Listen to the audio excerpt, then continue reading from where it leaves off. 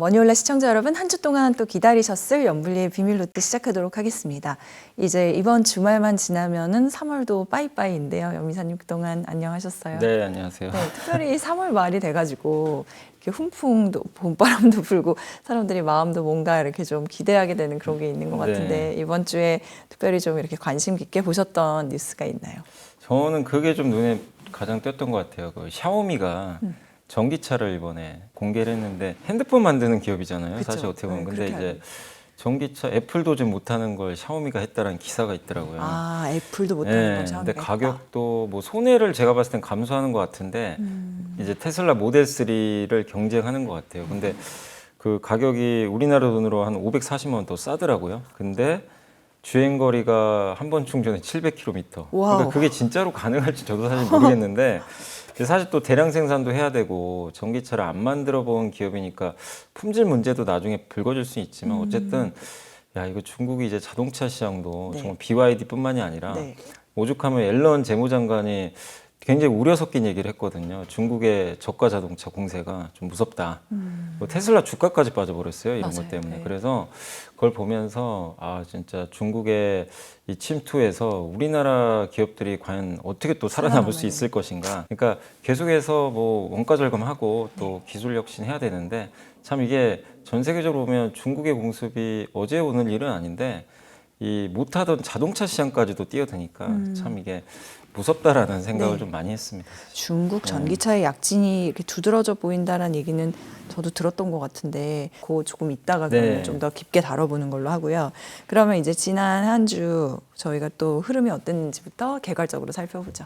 네, 그러니까 이번 주 같은 경우는 어쨌든 증시가 막 크게 올랐다 뭐 이런 것보다도 종목 장세가 좀 계속 펼쳐졌던 것 같고요. 미국 증시가 조금 약간 정체돼 있었거든요. 물론 이제 S&P 500이 또 사상 최고가를 한번 또 더 경신하는 모습은 나왔지만 대장주인 엔비디아가 좀 약간 최근에 부진합니다. 네. 그러다 보니까 미국의 기술주들이 좀 약간의 이제 소강 상태에 접어들었는데 근데 그러다 보니까 미국의 좀 소외받던 중소형주들이 갑자기 급등을 했어요. 그래서 러셀 2000 지수라고 하는데 여기가 좀 상당히 소형주들이 많거든요.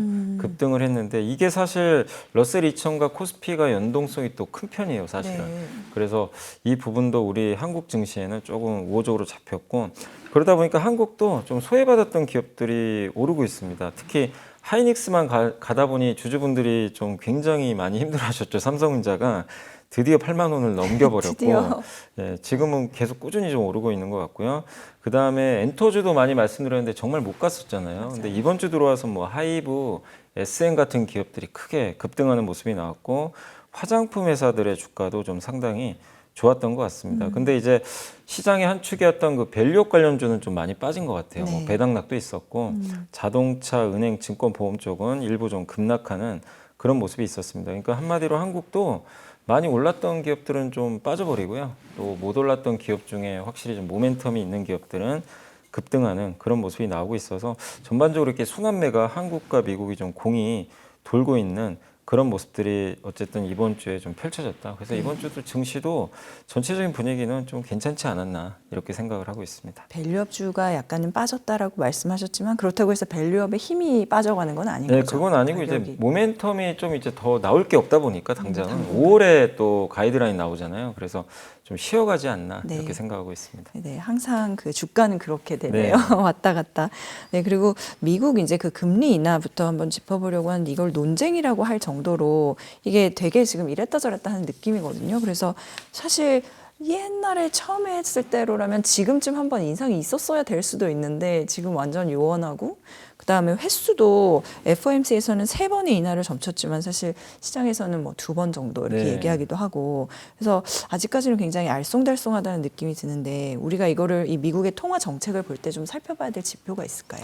사실 이게 굉장히 좀 어려운 게 뭐냐면 뭐 하는 건 맞아요. 그러니까 이렇게 금리 인하 맞는데 3번이냐 2번이냐 가지고 지금 결정이 안 된 게 파월 의장은 분명히 FOMC 회의에서 그 점도표를 보고 얘기를 했고 그 다음에 물가 1, 2월 높은 거 그거 신경 쓰지 마라. 그냥 고용, 그건 계절성이고 고용에 신경 써야 된다. 그러니까 3번 지지를 인하하는 쪽에 발언을 했거든요. 네. 근데 이번 주에 그 윌러 연준 이사 이분이 좀 그 FOMC 내에서도 그러니까 연준 내에서도 여론몰이를 하는 분 중에 하나예요. 이분 의견대로 되는 경우들이 좀 일부 있긴 있는데 뭐라고 했냐면 연준 의장과 반대되는 얘기를 했어요. 1, 2월에 그러니까 인플레 데이터를 내가 봤을 때는 이거 굉장히 실망스럽다. 좀 조심해야 된다. 금리 인하 시기를 좀 더 미뤄야 된다. 그리고 세 번 하는 게 아니라 횟수를 더 줄여야 될 수도 있다. 이렇게 또 굉장히 매파적으로 갑자기 발언을 해버린 거예요. 그러다 보니까 이제 미국 증시가 약간 이제 그 부분에 좀 반응을 하긴 했는데, 그러니까 파웰 의장과 윌러의 좀 생각이 좀 약간 다른 부분들. 그러니까 의견 일치를 안 하거든요. 그러니까 보통 FOMC에서 물론 연준 의장의 생각도 중요하지만 윌러 연준 의장은 또 여론몰이를 또 굉장히 잘하고 있기 때문에 또 이분 말이 맞는데 만약에 그 물가 지표가 앞으로 좀 몇 번 더 남아 있잖아요. 네. 그러니까 5월 FOMC까지 좀 남아 있는데 그때 지금 생각보다 높게 또 계속 유지가 되잖아요. 그러면 파웰 의장의 발언이 무색해져 버려요. 그러면 상반기에 금리 인하 이분 말대로 안 해버릴 수도 있는 거죠. 그래서 상당히 좀 헷갈리는 상황인데 그래서 누구 말을 믿어야 될지 아직은 사실 모르겠어요. 그러니까 파웰 의장의 말을 생각하면 우리의 초점은 고용 지표로 가면 돼요. 그냥. 고용을 중요하게 생각하기 때문에 그래서 네. 고용이 조금 안 좋게 나오면 아 금리 인하 빨리 하겠구나. 근데 물론 고용이 또 이제 다음 주에 고용 지표 발표하거든요. 그게 또 생각보다 너무 견조하면 그 금리 인하 시기가 또 지연될 수도 있어요. 근데 이제 윌러 연준 의사 말대로 하면 고용보다 물가를 또 봐야 돼요.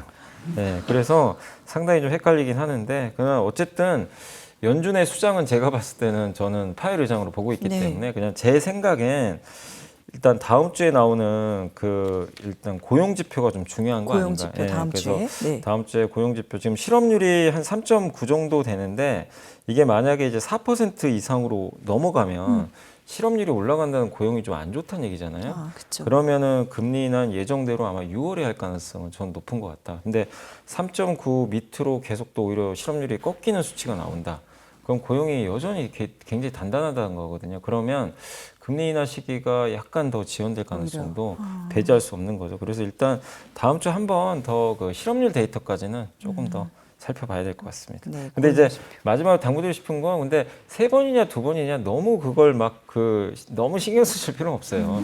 왜냐하면 세 번 하면 더 좋긴 한데 두 번 인하하면 좀 실망 매물로 빠질 수는 있어요. 근데 기조 자체는 인하는 맞아요. 네. 방향은 바뀐 게 없다. 이렇게 보시면 좋겠습니다. 7월 얘기가 나오는 것도 아마 이런 이유 때문인 네. 거겠죠? 알겠습니다. 자, 그다음에 이제 중국 얘기를 조금 해보면 위안화 화폐 가치가 떨어지고 있는 그런 추세잖아요. 근데 원화에도 좀 부정적일 거다. 근데 이미 원화 가치도 많이 떨어져 네. 있잖아요. 지금 거의 뭐 1,350원 이렇게 되니까. 그러면 이 위안화 급락의 원인, 그다음에 향후 전망, 그다음에 원화에 미칠 영향까지 좀 한번 짚어볼까요? 우리나라 이제 원달러 환율 같은 경우 이제 주로 이제 달러 가치에 연동이 되는데 최근에는 위안화랑 또 연동이 되는 것 같아요. 그래서 위안화가 요새 이제 가치가 좀 떨어지면서 네. 원화도 지금 1,300 한때 이제 50원까지도 올라서는 그런 맞아요. 모습이 나왔거든요. 그러니까 사실 1,350원이면 굉장한 고환율이라 보통 과거에 이 정도 환율이면 증시가 급락하거든요.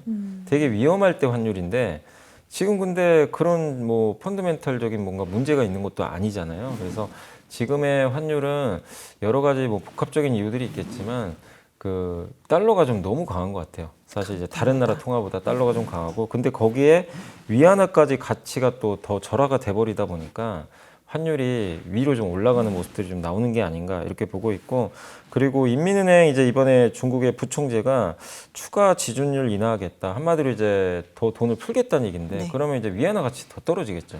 그래서 그런 것들이 또 작용을 하고 있고 거기에 일본이 엔화가 이게 마이너스 금리를 해제했는데도 계속 약합니다. 예, 그러니까 지금 오르지는 않고 있어요. 그 얘기는 뭐냐면 금리 올린 건 맞는데 추가 인상까지 시간이 많이 남았거든요. 그러다 보니까 엔화에 대한 모멘텀이 사실상 이제 지금 당분간은 없는 거죠. 가을까지는 또 기다려야 되다 보니까 그 상황에서 여전히 미국이 경기가 다른 나라보다 훨씬 좋아요. 그러니까 이제 달러는 쉽게 안 떨어지는 거죠.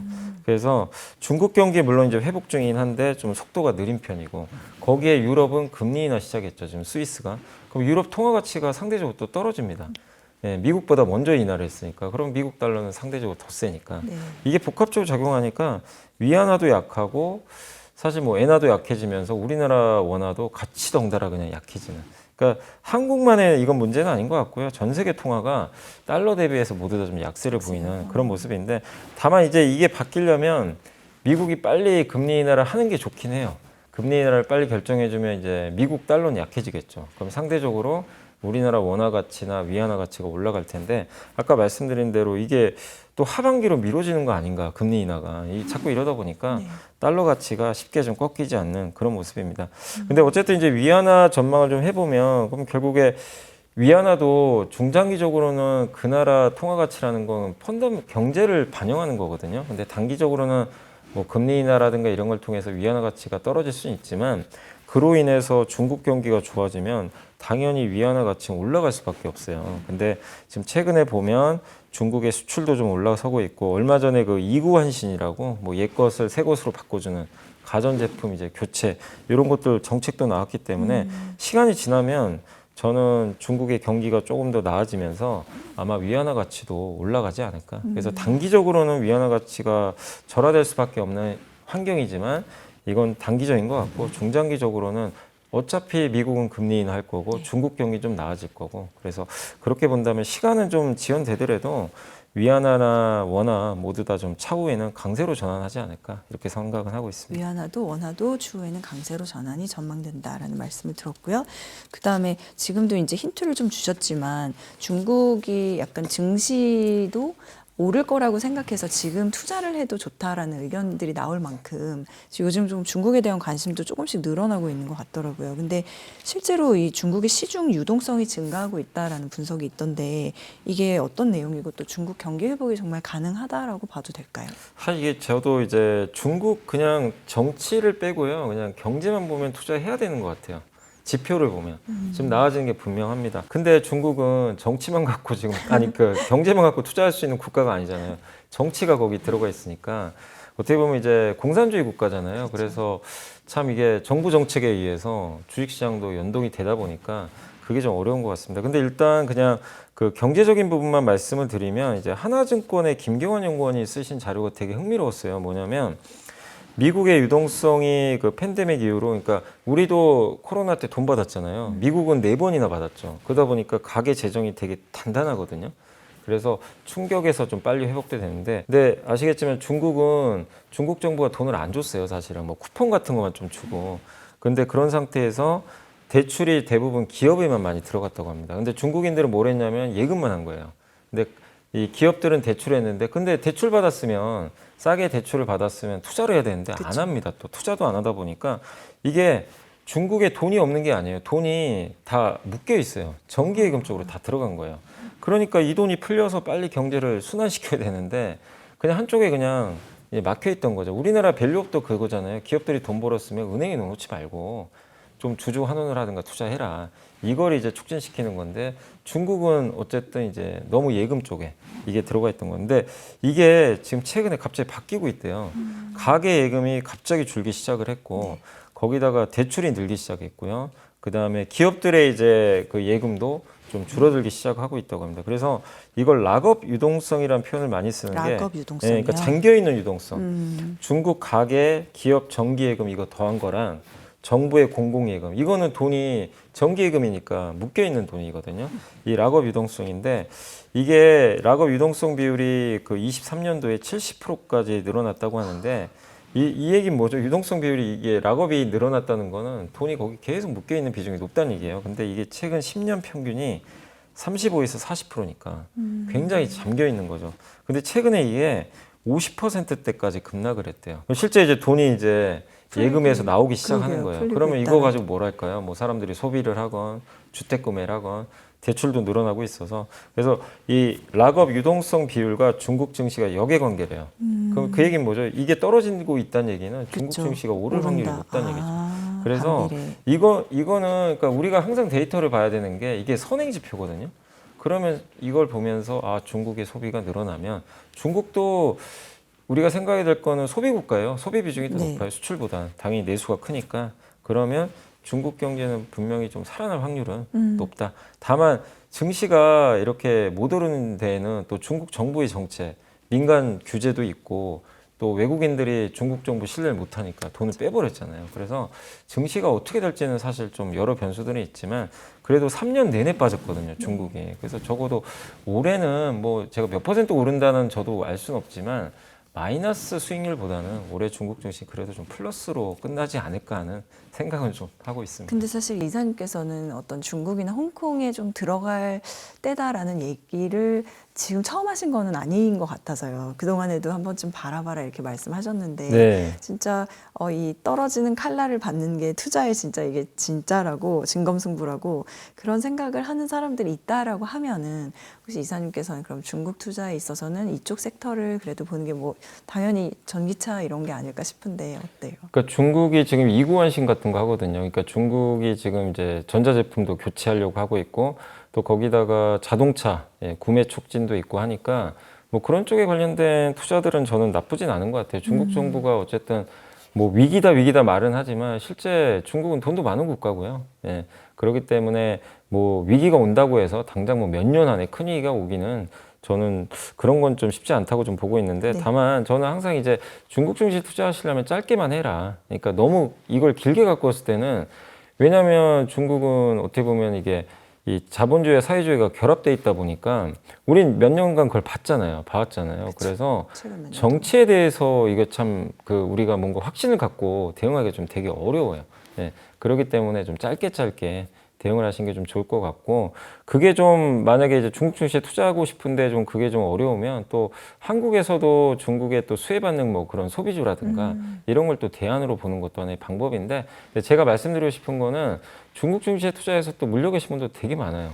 몇 년 전에도 뭐 중국이 막 좋아진다 막 이런 얘기들 나오다 보니까 뭐 펀드도 가입하시고 아프죠? 네, 근데 적어도 지금 많이. 환매하시기보다는 더 높은 가격은 오지 않을까. 버티면 네, 그래서 그때 좀 한번 하시고 다만 너무 초장기로 끌고 가는 거는 어쨌든 이 정치적인 문제가 좀 있기 때문에 저는 좀 쉽진 않다. 변수가 네, 크다. 이렇게 네. 좀 말씀드리고 싶습니다. 네. 그리고 최근 좀 이제 좀 흥미롭게 봤던 뉴스 가운데 이제 초콜릿 가격이 급등할 거다 이런 예상이 있더라고요. 그래서 보면 진짜 그게 그 원료가 되는 코코아 가격의 상승 때문이라고 하고 근데 최근에 뭐 유가 구리 이런 거 다 상승한 거 저희가 얘기 그동안 나눴었잖아요. 네. 그러면 도대체 원자재들이 왜 이렇게 가격 상승이 있는 거고 또 이런 상승 때 시기에 저희가 이제 또 투자 아이디어를 얻어볼 수 있지 않을까요? 그러니까 공급과 수요의 법칙인데 보실 때 일시적으로 이게 뭐가 한쪽이 붕괴돼서 오르는 건지 구조적인 건지만 파악하시면 돼요. 그래서 사실 코코아는 저는 좀 이것도 가격이 좀 급등을 하고 있는데 이게 지금 당장 뭐 갑자기 가격이 급락할 가능성은 낮다고 좀 보거든요. 왜냐하면 이게 구조적인 좀 문제가 있더라고요. 그러니까 검은 꼬투리병이 창궐을 했대요. 이게 곰팡인데 그래가지고 여기 이제 코트디부아르랑 가나가 합산 생산 점유율이 60%가 넘는 국가인데 네. 작년에 수확량이 마이너스 한 30% 이상 감소를 했대요. 근데 이거 어쨌든 정상화 시키는데 인력도 좀 부족하다 보니까 시간이 좀 오래 걸릴 것 같아요. 근데 물론 언젠가는 다 극복은 하겠죠. 극복할 이슈인데 당장 뭐 올해 이게 뭐 정상화되기는 좀 쉽진 않다. 근데 우리가 뭐 코코아 가격 오른다고 여기에 투자하기는 좀 쉽진 않잖아요. 근데 이제 약간 이제 염려되는 회사는 초콜릿 만드는 회사들이 그쵸. 원가 부담이 좀 생기거든요. 그래서 아마 가격을 올릴 것 같긴 한데 어쨌든 이제 초콜릿 업체들 중에 스위스의 초콜릿 업체 린트가 제품 가격 인상 계획을 발표했다고 합니다. 그러니까 우리나라에도 실제로. 이제 뭐 롯데 웰푸드 같은 기업들이 초콜릿 한국 1등 기업이잖아요. 이제 그 기업이 아마 인상을 할 것 같은데 다만 가격 전가를 얼마나 할 수 있는지가 그건 좀 관건인 것 같습니다. 그래서 이 코코아 쪽은 어쨌든 그 공급 이슈로 좀 이제 벌목을 좀 못하다 보니까 좀 가격이 오르고 있다 이렇게 보시면 되겠고 네. 유가는 두 가지 다 작용하고 있어요. 지금 공급은 줄고 있는데 저번에 러시아의 그 우크라이나가 드론 공격 있잖아요. 이제 이런 것들에 따라서 공급 감소 우려가 좀 있었고 또 수요는 오히려 최근에 이제 유럽과 미국 경기가 좋아지다 보니까 두 가지가 맞물려 있습니다. 그래서 유가에 대해서는 계속 좀 긍정적으로 봐야 될 것 같아요. 그러니까 유가 오르는 거는 경제에 좋은 건 사실 아닌데 유가만 봤을 때는 이게 지금 83달러까지 왔거든요. 쉽게 막 꺾이거나 그럴 것 같지는 않아요. 이 수요와 공급이 같이 가는 사이클이다 보니까 근데 이게 공급만 이게 일시적으로 팍 빠져가지고 오르면 또 다시 금방 정상화 되거든요. 근데 이번엔 또 그런 것 같지가 않아요. 그래서 원유 가격도 쉽게 좀 꺾이지 않을 것 같아서 여기서 아이디어는 정유주를 계속 네. 좀 긍정적으로 저는 좀 바라볼 필요가 있고 정유주. 셰일 오일 기업들 미국의 셰일 그 층에서 이제 가스나 오일 캐는 그 기업들 있잖아요. 이거 설문조사를 했는데 그 2029년까지 유가가 뭐 90달러까지는 계속 오를 것 같다. 그러니까 여기 지금 83달러니까 많이 오른다는 게 아니라 그냥 중장기적으로 쉽게 막 유가가 꺾이지는 않을 것 같아요. 그 얘기는 지금 정도의 레벨의 유가가 꾸준히 유지된다는 얘기거든요. 그럼 정유업체들한테는 상당히 긍정적이에요. 그렇기 때문에 정유한테는 좋고, 마지막으로 이제 구리 얘기인데, 이 구리 가격 같은 경우는 최근에 중국 기업들이 이제 감산하고 저기 칠레에서도 공급이 잘 안 돼서 이게 좀 가격이 좀 오른 면은 있는데, 아직 수요는 좋지는 않다고 합니다. 중국 수요가 살아나질 않고 있는데 중국에 재고가 많이 쌓여 있대요. 그러면 일단 단기적으로 봤을 때는 공급이 일시적으로 줄었고 수요가 좀 부진하니까, 그래서 공급 때문에 올랐잖아요. 근데 수요가 안 따라오면요, 다시 가격 빠지거든요. 그래서 이 구리는 단기적으로 빠질 수는 있어요. 네. 다만 중장기적으로는 저는 투자할 만하다. 왜냐하면 중장기적으로는. 구리의 주요 수요처가 친환경이 많이 들어가요. 전기차, 뭐 풍력, 태양광, 뭐 원전도 들어가고, 이런 거는 구조적으로 증가하는 사이클이잖아요. 그리고 구리 공급은요, 일시적으로 줄긴 했지만 저 칠레가 제일 많이 생산하는데 여기가 광산들이 너무 오래됐어요. 그래서 신규 광산 개발도 어려운데 이거 캐내면 캐낼수록 좀 안 좋은 제품들이 계속 나와요. 공급이 늘기는 구조적으로 쉽지 않아요. 또. 그러면 구리는 수요는 구조적으로 증가할 텐데 공급은 구조적으로 늘기가 좀 상대적으로 쉽지 않기 때문에 구리 같은 경우도 중장기적으로 볼만하다. 그래서 저는 구리나 정유에 대해서는 오히려 좀 단기적으로 뭔가 좀 조정이 나온다면 좀 기회가 되지 않겠나. 네. 그래서 좀 원자재 쪽도 한번 구리나 이 원유 쪽은 저는 좀 바라볼 필요는 있다고 혹시 생각하고 있습니다. 그러면은 이사님의 픽이 있을까요? 구리 쪽은 이제 우리가 구리를 직접 투자하신 분들도 계시겠지만 이제 구리 선물 투자하는 것도 있거든요. 네. 그래서 근데 그게 워낙 변동성이 크니까 레버리지를 껴야 되거든요. 그래서 개인 투자분들 입장에서는 구리 가격 오르면 일단 기본적으로 그 비철 금속 관련주들 있잖아요. 그쪽이나 전선주들도 좋습니다. 왜냐하면 저번 주에도 제가 한번 맞아요. 보고서 소개해드렸는데 많이 올랐었죠. 바로 가격이 정가해 버려요. 예, 그렇기 때문에 근데 좀 최근에 주의하실 건 아까 설명드린 대로 구리 가격이 단기로 빠질 수 있어요. 수요 때문에. 그러면 그때를 이용하시는 게 좋지 않나. 그러니까 지금 쫓아가지 마시고 네. 좀 구리 가격이 빠질 때, 그럴 때 전선주 투자하시면 또 좋을 것 같습니다. 네. 그 구리가 친환경 쪽에 이제 많이 쓰인다 이렇게 말씀을 하셨는데, 그러면은 이제 친환경주 투자를 생각하고 계신 분들을 위해서 이 질문을 좀 여쭤볼게요. 이게 이제 바이든 대통령이 어쨌든 지지율이 올라오면서 트럼프 전 대통령하고 이제 경합주에서 격차를 좁혔다 이런 여론조사가 있었기 때문에, 그러면은 이것도 친환경주에는 어쨌든 단기적으로는 모멘텀이 될 수 있지 않을까요? 사실 이게 여론조사만 가지고 친환경주 투자하기는 되게 좀 어려워요. 그래서 중요한 게, 근데 이 회사들의 앞으로의 전망과 실적이 지금 안 좋냐, 전망도 안 좋고 뭐 공급 과잉이고 이러면 투자하면 안 되겠죠. 근데 제가 이렇게 조사를 해본 결과로는 펀더멘탈 좋아지고 있거든요. 지금 뭐 태양광도 나쁘지가 않고, 거기다가 풍력은 오히려 굉장히 좋은 편이에요. 근데도 이제 트럼프 전 대통령이 될 것 같으니까 주가가 안 간 거죠. 완전히 눌려 있던 건데, 근데 최근에 이제 블룸버그나 이런 데서 조사한 거 보면은 지금 경합주에서도 바이든 지금 대통령의 지지율이 올라온다는 건, 뭔가 이제 11월까지 봤을 때는 이 격차가 좁혀지면서 누가 될지 모르는 거거든요. 그러면 지금 이런 상태에서 우리가 많이 빠져 있는 그냥 친환경주를 봤을 때는, 여기서 뭐 설사 트럼프 전 대통령이 된다고 해서 이미 주가는 빠져 있잖아요. 그래서 더 나쁠 것도 없는 상황에서 이 여론조사도 좀 긍정적으로 나오고, 거기에 펀더멘털 자체도 나쁘지가 않기 때문에 저는 친환경주들 지금 구간에서는 한번 볼만하다, 네. 이렇게 보고 있고, 실제 미국에서 이번 주에 그 태양광 회사들이 주가가 좀 올랐어요. 뭐냐면 뭐 바이든의 지지율도 있지만 이 미주호 증권이 태양광 미국 대표 기업 중에 솔라이츠가 있거든요. 이 회사에 대해서 재고가 해소되고 있다, 매출도 성장하고 있다, 이렇게 하면서 평가를 좀 긍정적으로 바꿔줬어요. 이 얘기는 지금 미국 태양광 업체들의 진짜 숫자는 좀 좋아지고 있다는 얘기잖아요. 거기다가 해상 풍력 기업 중에 카델러라는 회사가 있는데, 이 세 회사가 뭐 하는 회사냐면 해상 풍력 설치선 1등 업체입니다. 그러니까 해상 풍력은 바다에다가 배로 싣고 가서 설치해야 되는데, 그렇죠. 이 회사 24년 매출액 전망을 100% 이상으로 제시한 거예요. 와. 그 해상 풍력이 지금 수주가 있다는 얘기잖아요. 그만큼. 그리고 베스타스라는 이제 세계 1위 그 풍력 터빈 만드는 회사 있거든요. 이 회사는 4분기 흑자 전환에 성공을 했고, 공급망 차질이 마무리됐다. 그 수주 잔고가 22년 대비 36%나 증가했다. 여기 실적 발표에서 언급을 했거든요. 그러니까 이 데이터들만 보면은 좋아요. 좋은데 이제 이런 정치적 이슈 때문에 너무 눌려 있던 거죠. 그래서 우리가 이런 걸 본다면, 지금 너무 막 트럼프의 공포심 갖기보다는 펀더멘탈만 본다면 소외받고 있는 저는 이 친환경주 2분기만 봤을 때는 충분히 한번 투자해볼 만한 지금 시기가 왔다. 이렇게 좀 생각은 하고 있습니다. 트럼프 전 대통령과 바이든 대통령이 경합을 벌이냐 아니냐에 상관없이 네. 그렇죠. 네. 그리고 미국은 사실 이번 주에 아주 큰 사고가 있었잖아요. 볼티모어주에서 이제 컨테이너선이 다리와 충돌해서 결과적으로 다리가 붕괴돼 버렸는데 사실 이렇게 되면 이제 물류난도 발생을 할 거고 그다음에 이게 만약에 선박 결함의 문제다 이렇게 되면은 이게 조선주까지도 어떤 그런 여파가 이어질 수 있다는 우려가 있는데 해운 조선주 쪽에까지도 영향을 미칠까요?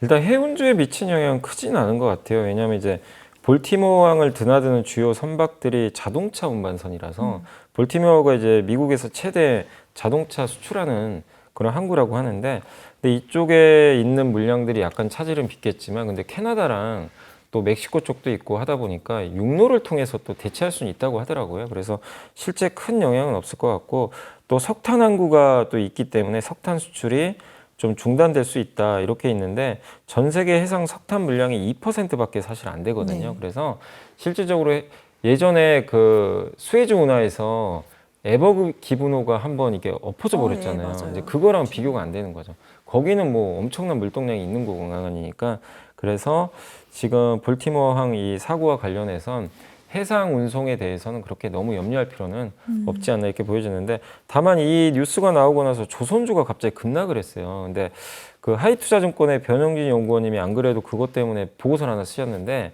거기에 그 내용이 나와 있습니다. 이 사고 선박을 만든 회사가 현대중공업이에요. HD. 그러다 보니까 이게 사고가 났는데 누구 잘못인지 지금 모르잖아요. 혹시 뭐 선박에 문제가 있었나? 이러면 또 피해가 있을 수도 있다 보니까 그날 이제 전체 조선사가 다 급락을 해버린 겁니다. 순간 이제 이 어떤 식으로 이제 전개될지 모르다 보니까. 근데 이 통상 선박은 보증 기간이 1년 정도 된대요. 그래서 1년이 지나면 나머지는 이제 알아서 해야 돼요. 그 선주가. 예, 해야 되고 보증 기간이 왜냐면 지났기 때문에. 네. 그래서 이 부품 수리나 뭐 이런 것들 개조하는 것도 이제 선주가 다 알아서 하는 문제인데 근데 2020년에 중국 수리조선소에서 선박을 개조한 거예요. 그러니까 엔진 개조 같은 걸 한 거죠. 뭐냐면 그 스크러버라고 해서 뭐냐면 이제 이 선박은 친환경 연료를 쓰지 않는 이상 보통 이제 경유를 많이 쓰거든요. 뭐 등유도 쓰고 중유도 쓰는데 거기서 황산화물이 좀 많이 나와요. 그 황산화물을 없애는 방법 중에 하나가 이 스크러버를 거기다 딱 장착을 하잖아요. 그럼 이제 배기가스로 황산화물이 나오는데 그걸 물로 씻어버려요. 그래서 그걸 바다에 버리기도 하고 그냥 안에 넣기도 해요. 그래서 뭐 개방형, 폐쇄형 뭐 이렇게 나오는데 이걸 개조를 했거든요. 근데 이게 이분이 쓰신 논리가 저는 좀 맞다고 보는 게 네. 그래서 클락슨의 이 등재된 사고 선박의 운항 기록을 살펴봤나 봐요. 근데 이 스크러버 개조하기 전에 3년 동안은 평균 정도의 운항을 했대요. 다른 뭐 선박들과 비슷하게 운항을 했는데 이거 이제 그 스크러버 개조하려고 2달 동안 선박을 운영을 못한 거죠. 그렇죠. 예. 그걸 만회하기 위해서 21년부터 이게 살펴봤더니 경쟁사보다 20%더 운항을 한 거래요. 그러니까 평균적으로. 그리고 일회당 운항 거리가 48.1%가 많대요. 그러니까 엄청나게 많이 돌아다닌 거예요. 먼 거리를. 그러니까 이거는 좀 뭔가 무리해서 운항한 거 아닌가 이런 데이터를 봤을 때. 근데 조사해봐야 결과 나오니까 이걸만 가지고 뭐 100% 알 수 없지만 일각에선 또 오염된 연료 쓴 거 아니냐 뭐 이런 얘기도 나오고 있다고 합니다. 그래서 무조건 뭐 이게 조선 이거 갑자기 현대중공업이 만든 거니까 현대중공업이 만든 엔진에 또 문제 생겨서 이런 거 아니냐 이렇게 이제 스토리가 전개될 수도 있지만 그거는 그냥 너무 앞서 나간 것 같고 그리고 이미 보증 기간 끝나버린 그리고 설사 현대중공업의 문제라고 해도 또 소송까지 가면요 시간이 굉장히 오래 걸립니다. 그래서 너무 이거에 대해서 조선업종을 부정적으로 보는 것보다는 뭐 일단 지금 데이터를 보면 너무 또 과혹하게 운전이 그동안 좀 몰았던 거 아닌가 그런 또 이슈도 있기 때문에 저는 개인적으로 조선주 빠지는 거에 대해서 너무 우려할 필요는 없다. 저도 그렇게 생각을 하고 조선주 있습니다. 급락 때문에 약간 걱정을 하기도 하지만 사실상 상관관계는 그렇게 높지 않다라고 보신다는 거죠. 네, 그리고 이게 진짜 상관관계가 있어도 또 그걸 밝혀내고 재판까지 또 가야 되거든요. 소송을 할 수도 있기 때문에 그러면 보통 또 3년 걸립니다. 그래서 너무 이 이슈에 그냥 매몰될 필요는 저는 없다. 이렇게 네. 말씀드리겠습니다. 네, 조선주는 사실 좋게 보던 분야 중에 네. 하나이기 때문에 되게 중요한 지적인 것 같습니다. 자, 그러면 이번 주 외국인, 기관, 그리고 개인들 매수 종목 또 상승한 업종 정리해 볼까요? 이번 주에 외국인들이 가장 많이 매수한 주식 10개 종목을 살펴보도록 하겠습니다.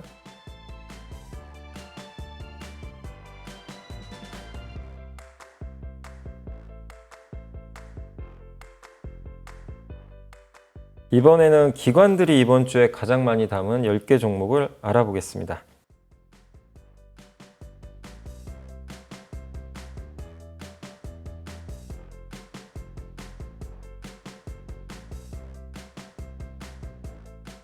이번에는 개인들이 이번 주에 가장 많이 산 주식 10개 종목을 살펴보겠습니다.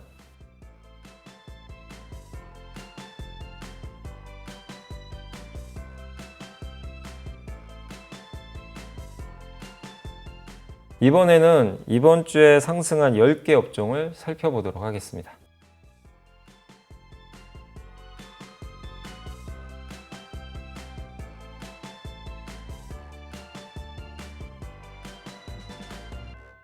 네, 상승한 업종 가운데서 이제 이렇게 좀 더 좋은 흐름이 계속될 수 있다라고 전망하시는 분야는요? 일단 이제 이번 주에는 역시나 뭐 반도체주들이 좀 많이 또 오른 기업들이 좀 있긴 있는데 거기가 워낙 많이 올라서 더 오를 수도 있겠죠. 근데 이제 거길 지금 좀 부담되니까요. 그래서 이번 주에 새롭게 좀 그 강세 업종으로 부각된 게 우주항공 관련 기업들이에요. 그래서 정부 정책 발표도 있었는데 그래서 인공위성과 관련된 우주항공 섹터는 저는 이제 좀 약간 시작을 한 좀 부분이 있는 것 같아서 한번 좀 관심을 좀 가져보시면 좋겠고 면세점 관련주들도 이번 주에 좀 오르긴 올랐거든요. 근데 이게 단발성이 아니라 지금 제주도도 그렇고 중국인들이 실제 많이 들어온다고 합니다. 그래서 중국 소비도 좀 늘어난다면 중국인들이 또 한국에 많이 올 확률이 높거든요. 그래서 면세점 쪽도 좀 괜찮을 가능성이 좀 있는 것 같고 그리고 여전히 그 전력 설비가 이번 주에도 좀 괜찮았는데 워낙 지금 데이터 센터라든가 이런 데 전력 소모가 많은데 송전망은 제대로 깔려 있지는 않기 때문에 계속해서 긍정적인 흐름들은 더 나올 것 같아요. 그래서 우주항공, 면세점, 전력 설비 쪽은 한번 다음 주에도 계속 눈여겨보시면 좋을 것 같습니다. 우주항공, 면세점, 전력설비. 네, 잘 들었습니다. 자, 그리고 마무리하기 전에 여미사님께서 선정한 이번 주의 보고서 또 어떤 주제인지 살펴보죠. 제목이 이제 차이나 커머스의 공습 아마 이제 제목 들으시면 아 알리하고 테무 얘기하나 보다 그러실 것 같은데 삼성증권 리서치 센터에서 이제 나온 자료고요. 네, 저도 요즘에 질문 많이 받는 게 아 네이버 왜 이렇게 안 가요? 네이버 망했나요? 막 이런 질문들 되게 많거든요. 근데 이제 그거에 대해서 좀 답이 좀 있긴 있어요. 근데 이제 사실 많은 분들이 뭐 지금 쓰고 계시죠. 알리익스프레스랑 테무가 정말 한국에 이제 들어와서 가파른 성장을 하고 있는데 23년도에 거래액이 2.2조인데 사실 거래액 기준으로는 그렇게 많은 건 아니거든요. 네이버 쿠팡의 5%밖에 안 돼요. 근데 이제 너무 성장 속도가 빠르다 보니까 시장에서 이제 놀란 것 같은데 테무 같은 경우 이제 지난해 미국에서만 30억 달러 마케팅비 썼으니 우리나라 돈으로 한 4조 원이 넘죠. 대규모 마케팅을 해가지고 저번에 그 미국 슈퍼볼 경기에도 그 비싼 돈 들여가지고 광고를 했는데 효과는 있었다고 합니다. 이용자가 8배. 그러니까 무시무시하게 저가 공세를 하면서 광고까지 하니까 이제 사람들이 많이 쓰게 된 거죠. 그리고 이제 국내 유통업계가 그래서 좀 바짝 긴장하고 있잖아요. 얼마 전에 그 뉴스 보셨겠지만 이마트가 희망퇴직 받는다 할 정도로 상당히 좀 이제 위협이 되고 있는데 알리가 출시한 K베뉴라는 또 이제 이 수수료를 거의 무료로 내세워가지고 국내 브랜드들이 여기 입점을 하면 이제 상품을 판매할 수 있는 거죠. 여기에 또 상섬전자까지도 들어가 있다고 하니까 가전까지 정말 이제 위협이 되는 거죠. 그리고 또 한국에 아마 뉴스 보신 분들 1.5조 알리가 투자한다. 뭐 이 뉴스 보셨을 거예요. 그래서 이게 지금 한국행 전용 물류센터는 이미 저기 중국 평택항과 가까운 산둥성 지역에다 좀 거기다 물류 창고를 만들어 놨는데 이게 쿠팡과 똑같이 하는 거예요. 쿠팡이 옛날에 로켓 배송한 게 네. 미리 물건을 다 사놔요. 그걸 창고에 넣어놓습니다. 그리고 주문 들어오면 바로 싸줘요. 근데 엄청난 적자를 볼 수밖에 없어요. 그렇죠. 재고 처리해야 되니까. 네. 일단 사는 순간 자기가 리스크 맞아요. 감당해야 되는데 알리가 똑같이 하고 있어요. 거기다가 물건 쌓아놓고 한국에 주문이 딱 들어오잖아요. 거기서 평택항으로 바로 보내줍니다. 그러니까 이제 금방 오는 거예요. 그러니까 일주일 안에 바로 이게 배송이 되니까 직구 쓰신 분들 중국 생각보다 빨리 오네 아마 이걸 많이 느끼셨을 거예요. 근데 국내에다가 또 1.5조 투자한다고 하니까 그래서 이러면 정말 이제 우리나라 이거 생태계 망가지는 거 아니냐 이 우려가 굉장히 큰데 근데 이제 이 삼성증권 보고서의 자료는 네이버나 쿠팡이 그렇게 흔들릴 정도는 아니다. 대형 플랫폼은 큰 영향 없을 것 같고 문제는 저가 패션 쇼핑몰이 많이 타격을 받을 것 같다. 동대문에서 사입하셔가지고 네. 쇼핑몰 운영하시는 분들 많이 있잖아요. 근데 지금 중국 직구 중에 패션 의류 비중이 60%나 돼요. 그러니까 직접적인 이제 경쟁 관계가 되고 네이버나 쿠팡의 패션 의류 비중은 낮아요. 한 10% 정도밖에 안 되기 때문에 그리고 실제 무신사나 W 컨셉 같은 쇼핑몰들은 좀 비싼 거 팔거든요. 큰 영향이 없다고 합니다. 근데 브랜디나 지그재그 이거 굉장히 좀 이 젊은 여성분들이 많이 이용하시더라고요. 여기는 굉장히 싸게 팔거든요. 여기는 좀 성장이 둔화될 것 같다.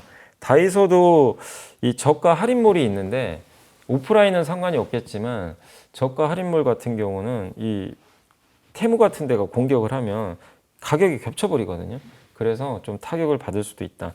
네이버는 평균 구매 단가가 6만 원이라고 합니다. 그러니까 높네요. 직접적인 경쟁에 노출은 안 되는 거죠. 그러네요. 그래서 이 미국도 아마존은 타격이 별로 없어요. 그렇게 아주 저가품만 파는 건 아니다 보니까 그래서 지금 우리나라 이 유통업계를 봤을 때 이게 모두한테 뭐 엄청난 뭐 이렇게 큰 타격을 준다 이거보다도 대형 플랫폼보다는 좀 중저가 패션 쇼핑몰이나 영세한 업체들한테는 좀 위기가 될 수도 있다 이렇게 보시면 되겠고 근데 테무나 이런 알리가 언제까지 이렇게 성장을 할 수 있겠느냐 이거에 대해서도 좀 짚어주신 게 어마어마한 마케팅비를 쓰고 있고 저가 상품을 하고 있고 거의 무료 배송이거든요. 네. 그러면 적자가 엄청날 거예요. 그러겠죠. 네, 돈을. 근데 그걸 영원히 할 수는 없거든요. 그리고 벌써 낮은 서비스 품질, 상대적으로 좀 느린 배송, 고객 서비스도 부족하다 보니까 지금 구매 전환율이 여기 가입, 이제 마케팅 보고 가입을 하잖아요.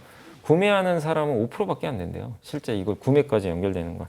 그리고 우리나라 이미 네이버랑 쿠팡은 한국을 꽉 잡고 있는 게 네이버는 엄청난 데이터를 갖고 있고 거기 입주하시는 이제 그 영세 자영업자분들한테 다양한 이제 그 어떤 AI 뭐 기능이라든가 이런 걸 활용해 가지고 어떻게 하면 판매가 잘 될지 이런 것들을 많이 자문도 해주거든요.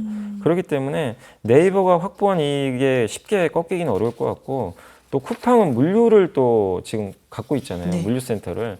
그렇기 때문에 그걸 알리바바가 들어온다고 해서 갑자기 그게 경쟁 구도가 이쪽으로 확 기울다 이렇게 보진 않는 것 같습니다. 또 이번에 알리바바가 1.5조 투자한 것도 저도 이 보고서 보고 좀 처음 알았는데 저도 이제 물류센터 져가지고 한국을 공략하는 거라고 생각했는데 그건 아니다라고 여기 적혀 있어요. 뭐냐면 1.5조 투자하는 거는 턱없이 부족하대요. 쿠팡이 그동안 6조 투자했거든요. 그리고 올해도 7,200억인데 뭘 하냐면 인천공항이 산둥성하고 가까워요. 그러니까 여기다 물류센터를 이쪽에 지어가지고 중국에서 물건이 들어오잖아요. 이걸 인천공항에 보내서 인천공항에서 전 세계로 뿌리는 거죠. 왜냐하면 인천공항을 통하면 183개 도시가 하루 만에 다 간대요. 와. 그러니까 이런 허브 역할을 한국이 하고 있기 때문에 네. 이런 거 아니냐. 근데 이런 거면은 우리나라의 영향이 좀 제한적인 거죠, 사실. 그렇네요. 예. 그러니까 글로벌을 오히려, 보는 예. 거니까. 그래서 투자 전략은 뭐냐면 너무 이거를 뭐 위협적으로만 보지 말고 여기서 우리는 또 주식 투자를 또 봐야 되니까 네이버한테 큰 타격은 없을 것 같다.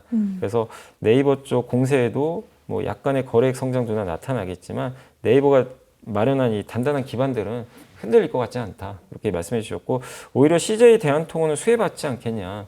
네이버하고도 하고 있지만 또 새로운 고객사가 생기는 그렇네요. 거잖아요. 예, 네. 우리나라 또 이 택배사를 이용을 해야 되니까 그래서 이런 쪽은 또 수혜를 받을 수도 있다. 그래서 우리가 정확하게 좀 생각해야 될 거는 기사만 보면은 정말 우리나라 유통이 다 망가질 것 같아요. 근데 물론 위협은 맞아요. 위협은 맞는데 그게 타겟하는 게 그 너무나 저가 영상품이니까 거기에 관련된 회사들은 좀 영향을 받을 수는 있습니다. 네. 그러나 이제 단가가 좀 다른 그런 플랫폼들은 영향은 좀 제한적이니까 그런 걸 한번 확인해 보시면 좋을 것 같습니다. 그러면 아까 말씀하실 때 네이버 도대체 주가 왜 이렇게 안 가냐라고 생각하는 사람들 많다고 하셨는데 그 왜 그런 거라고 이사님께서는 그러니까 네이버가 꾸준히 성장은 해요. 매년 이익은 증가하고 있어요. 근데 이제 이익 증가율이 점점 둔화돼요.